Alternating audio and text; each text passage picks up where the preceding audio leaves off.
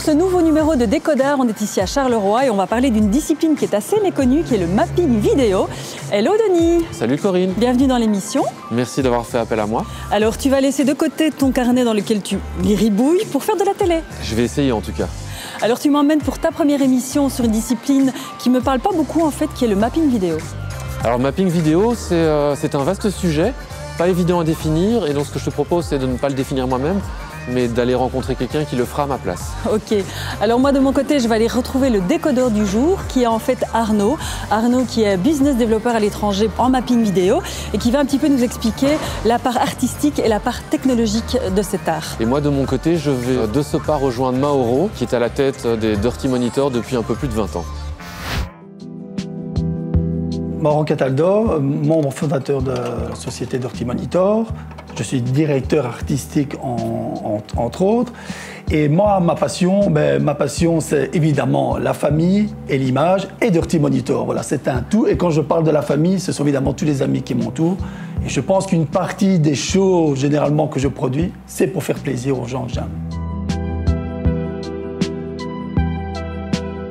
J'ai eu la chance d'aller à l'IATA, j'ai fait toutes mes études à l'IATA, puis j'ai fait quelques années au 75, et puis à partir de là, j'ai travaillé dans le pré-presse, et tout de suite, je me suis assez ennuyé, je voulais autre chose, et à un moment donné, dans le switch, j'ai eu l'occasion de travailler avec Denis, avec qui on a lancé Dirty Monitor. Et avec Denis, l'idée, c'était, à partir d'un projecteur, c'était de pouvoir projeter des images. On parle de ça il y a 20 ans.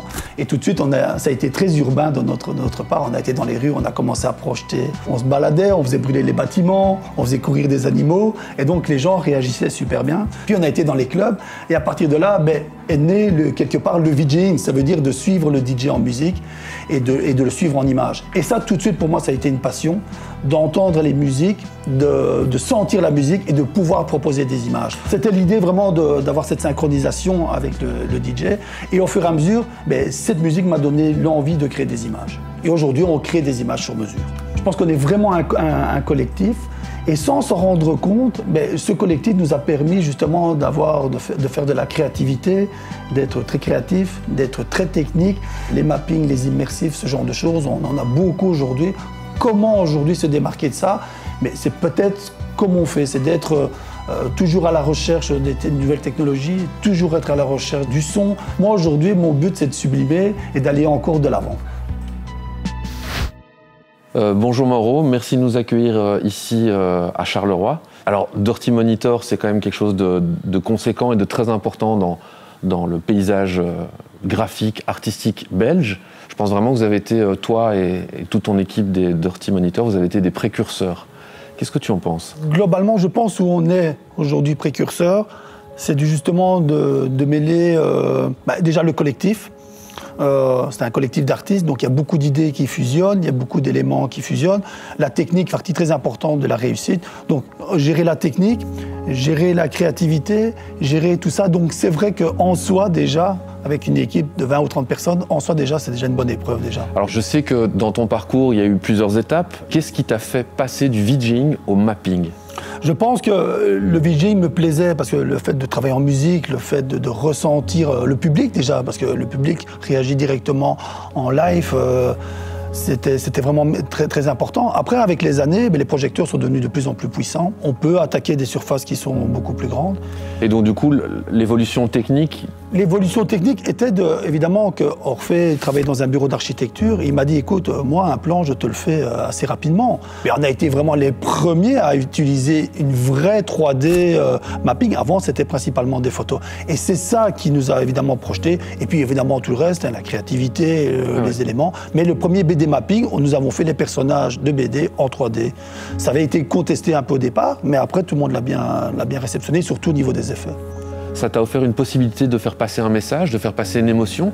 Quel est ton point de vue par rapport à ça? Le VJing, c'était très bien à la base pour apprendre à synchroniser l'image avec le son en live, de voir la réaction du public. Donc déjà, c'était déjà une première approche. Après, je pense que le VJing a eu tendance à se perdre parce que énormément d'images, oui, effectivement rythmées, mais sans âme, sans histoire, sans truc, ça ne me convenait plus. Le mapping, ce nouveau support m'a permis d'aller plus loin dans la réflexion. Et comme on est à la base de toute la structure, mais même si on ne raconte pas des histoires, effectivement, beaucoup de gens nous disent que quelque part, on essaie toujours de faire passer un message. Oui, et puis c'est peut-être pas toujours spécialement une histoire, mais c'est parfois une émotion. Tout à fait. Ça fait maintenant 20 ans que Dirty Monitor existe. Sur ces 20 années, si tu devais choisir un seul projet, lequel tu choisirais? Directement, j'irais sur Mons 2018. Sur l'inauguration de la fin de la Grande Guerre. Parce que celui-là, j'ai été contraint à raconter une histoire qui est la douleur de la guerre. On ne fait pas du documentaire, hein. Essayer de se rapprocher, mais tout en proposant des effets mapping, tout en proposant ce genre de choses. Dans un premier temps, avec Francis Groff, on a travaillé l'histoire. Et après, Orphée a eu une merveilleuse idée de me proposer, il me disait pourquoi on n'utiliserait pas la voix off de Montchélan, qui est un slammer Carolo.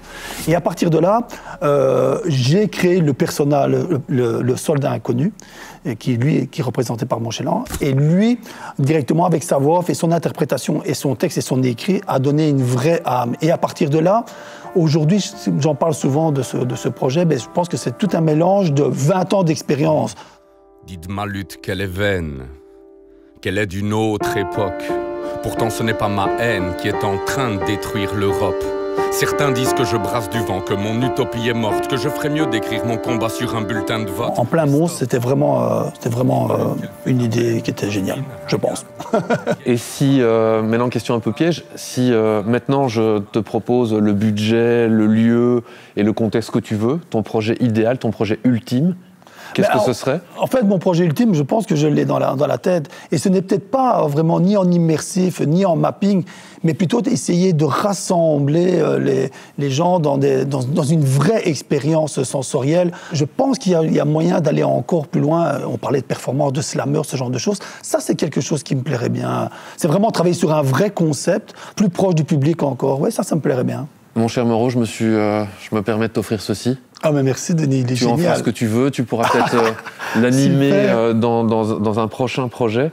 Ah, pourquoi pas. Et j'imagine qu'on peut suivre ton travail sur les réseaux sociaux oui, facilement, Dirty Monitor. Les réseaux sociaux, n'hésitez pas à venir voir ce qu'on fait. Bon, évidemment quand c'est en Belgique, mais n'hésitez pas. Merci Denis, c'est génial. Merci de nous avoir accueillis. Merci.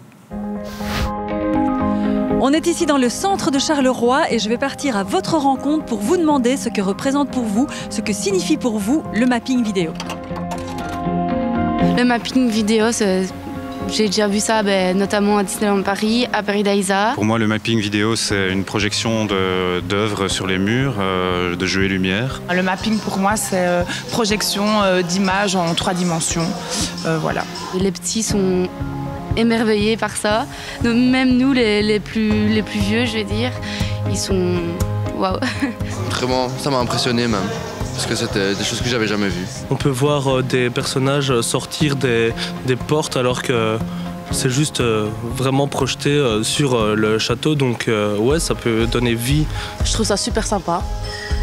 C'est féerique, c'est hyper intéressant et c'est chouette à regarder. La fameuse exposition de Van Gogh, c'était génial. J'aimerais bien aller voir l'expo de Klimt qui a l'air très intéressante. C'est magique, hein. Vous vous retrouvez dans un endroit, en fait, vous avez l'impression d'être dans un rêve, quoi. C'est à faire.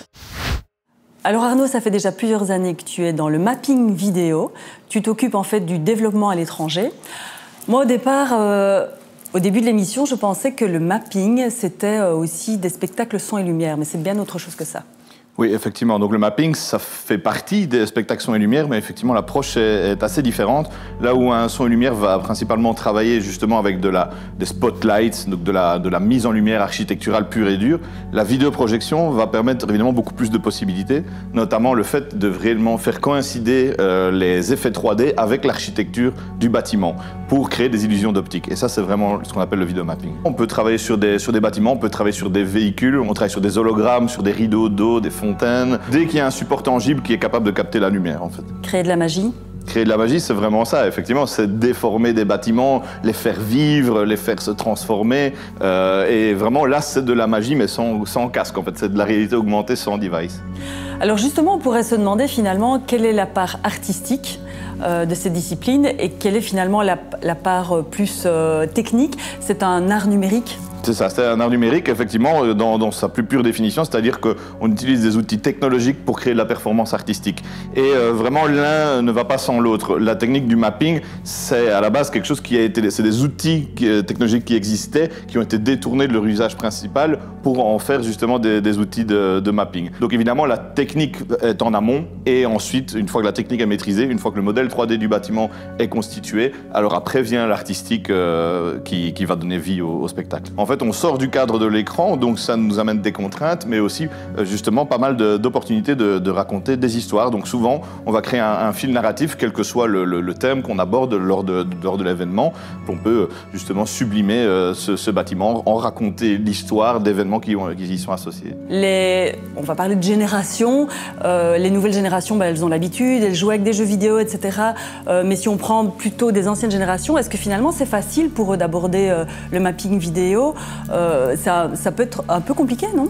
En fait, c'est tout l'inverse. Justement, je pense que à la fois le fait que cette technologie est purement hybride, en fait, entre des méthodes de narration et des approches audiovisuelles héritées du cinéma, par exemple, et de l'interactivité parfois ou d'autres éléments technologiques justement avec lesquels les jeunes sont familiers. En fait, c'est quelque chose qui va vraiment parler à tout le monde, et qu'on soit familier avec le vidéomapping ou pas, le wow effect est quasiment toujours garanti. Des gens qui ne seraient pas nécessairement familiers avec les technologies et qui se sentent emportés dans le spectacle, c'est ce qu'on fait notamment dans nos expériences immersives, dans les expos qu'on fait sur les grands peintres, justement, où cet aspect wow, cet aspect entertainment se met au service, par exemple, de la culture. Et du coup, là, c'est l'inverse. En fait, vous emmenez avec vous, peut-être faire découvrir une discipline qui est peut-être un peu plus compliquée pour des jeunes, avec ce système de mapping vidéo. Exactement. Les gens qui ne seraient pas familiers avec le monde muséal ou avec certains artistes qui seraient peut-être un peu hermétiques à ça. Évidemment, là, c'est une belle porte d'entrée parce qu'on est à la frontière entre le culturel et le divertissement,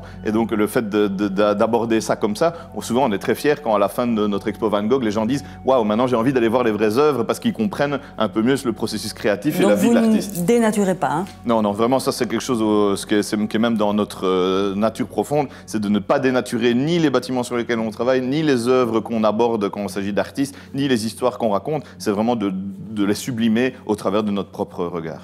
Merci Arnaud, et du coup tu vois, tu me parles moins chinois qu'en début d'émission. Parfait, tant mieux si tu es plus familière avec le mapping maintenant. Merci. Merci à toi. Alors ma chère Corinne, comment ça s'est passé? Eh bien, je suis ravie, j'ai appris plein de choses. Et puis en plus, ça m'a vraiment donné envie d'aller voir un spectacle de mapping vidéo. Et d'ailleurs, je ne peux que vous inviter également à découvrir cette magnifique discipline. Et toi, cette première émission, Denis?